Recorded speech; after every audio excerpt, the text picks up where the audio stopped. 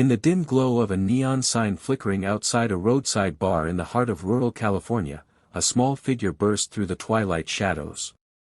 8-year-old Lily Thompson, her pigtails disheveled and cheeks streaked with tears, sprinted toward a cluster of gleaming motorcycles parked in a row like silent guardians. The roar of engines had long faded, but the men astride them, tough, leather-clad bikers with tattoos snaking up their arms and beards that spoke of miles traveled, were still gathered, sharing stories under the setting sun. Lily didn't hesitate. "They're beating my mama," she wailed, her voice piercing the evening air like a siren. The bikers turned, their hardened faces softening in an instant as they saw the terror in her wide blue eyes. Big Mike, the unofficial leader of this chapter of the Hells Angels, knelt down first. He was a giant of a man, 6'5" with a scar across his cheek from a bar fight years ago, but his voice was gentle, like gravel wrapped in velvet. "Whoa there, little one. Slow down. Who's beating your mama?" Lily gasped for breath, pointing back toward the trailer park just down the road. "My daddy, he's mad again. He's hitting her, and I ran away to get help. Please, you gotta help."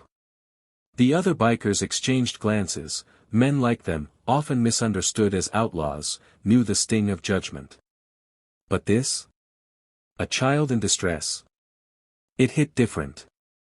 Razor, a wiry veteran with a patch over one eye, muttered, "We can't just ignore this, Mike." And so, in that moment, a band of rebels became reluctant heroes. The group revved their engines to life, the thunderous rumble echoing through the valley as they followed Lily back to her home. She clung to Big Mike's broad back on his Harley, her small arms wrapped around his waist, trusting these strangers more than the fear that had driven her out. The trailer park was a forgotten corner of America, rows of weathered mobile homes where dreams went to fade. As they pulled up, the sounds of shouting spilled from Lily's unit, harsh words, a crash of furniture, and a woman's muffled cries. Big Mike signaled for the others to hang back. "We do this smart," he said. "No fists unless we have to. We're here for her, not a brawl." Pushing open the door, Big Mike stepped inside, his massive frame filling the doorway. Inside, the scene was chaos, overturned chairs, shattered glass, and in the corner, Sarah Thompson cowered, her face bruised and swollen, shielding herself from her husband, Tom, who loomed over her with a raised fist. Tom spun around, his bloodshot eyes widening at the sight of the biker. "Who the hell are you? Get out of my house." But Big Mike didn't flinch. "We're friends of Lily's," he said calmly. "And we're here to make sure this stops. Right now." Tom laughed, a bitter, drunken sound. "This is family business. Mind your own." But as the other bikers filed in behind Mike, Razor, Hawk, and a dozen more, the room grew tense. They didn't threaten, they just stood there, a wall of solidarity. What happened next was the first unexpected turn. Instead of charging in with violence, Big Mike pulled out his phone and dialed 911, his deep voice steady as he reported the domestic assault. Tom lunged, but Razor caught his arm mid-swing. "Easy, pal. We're not here to hurt you. But you're done hurting them." The police arrived minutes later, sirens blaring, and Tom was cuffed and led away, sputtering curses. Sarah, trembling, collapsed into Lily's arms, whispering thanks through sobs. But the bikers didn't leave. They stayed, helping clean up the mess, boarding up a broken window with plywood from Hawk's saddlebag. "You don't have to do this," Sarah said, her voice weak. Big Mike shrugged. "We know what it's like to be on the outside. Sometimes, all it takes is someone showing up." As the night deepened, the story unfolded in ways no one anticipated. Sarah confessed her fears, years of abuse, trapped by finances and isolation. She worked 2 jobs at a diner and a gas station, but it was never enough to escape. Lily, wide-eyed, listened as the bikers shared their own tales around a makeshift fire outside. Razor spoke of his sister, lost to a similar cycle. "I couldn't save her," he admitted, his voice cracking.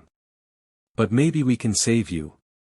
It was a profound realization for Sarah. These men, often painted as villains by society, carried their own scars of loss and redemption. They weren't angels in the biblical sense, but in that moment, they embodied the Hell's Angels' unspoken code, loyalty to the vulnerable. Word spread quickly through the trailer park.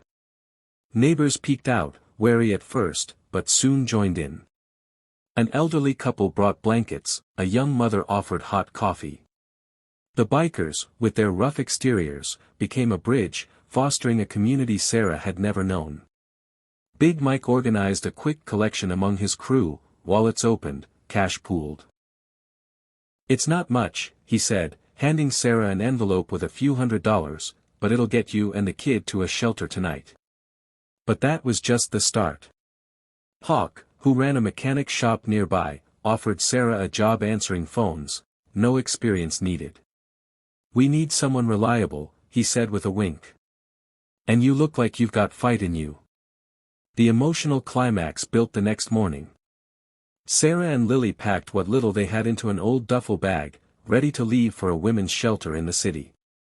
But as they stepped outside, the bikers were waiting, engines idling. "We're escorting you," Big Mike declared. No arguments.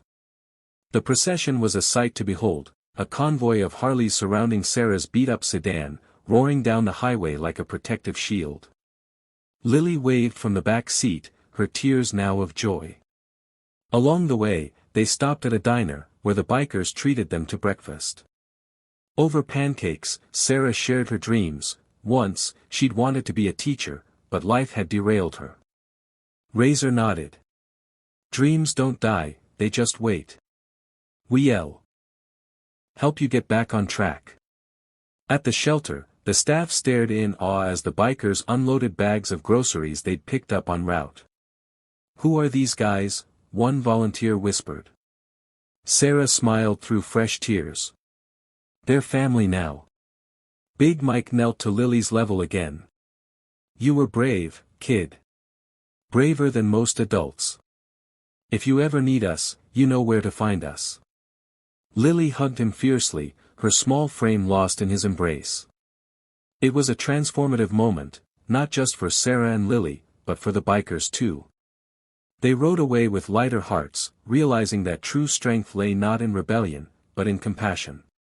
In the weeks that followed, the story rippled outward. Local news picked it up: Hell's Angels save mother and daughter from abuse. Comments flooded in, some skeptical, but most inspired. Sarah enrolled in community college, funded by a GoFundMe the bikers started. Lily thrived in her new school, drawing pictures of motorcycles and heroes. The bikers visited often, bringing toys for Lily and support for Sarah. One evening, as the sun set over the shelter's garden, Sarah turned to Big Mike. "Why did you help us?" "You didn't have to."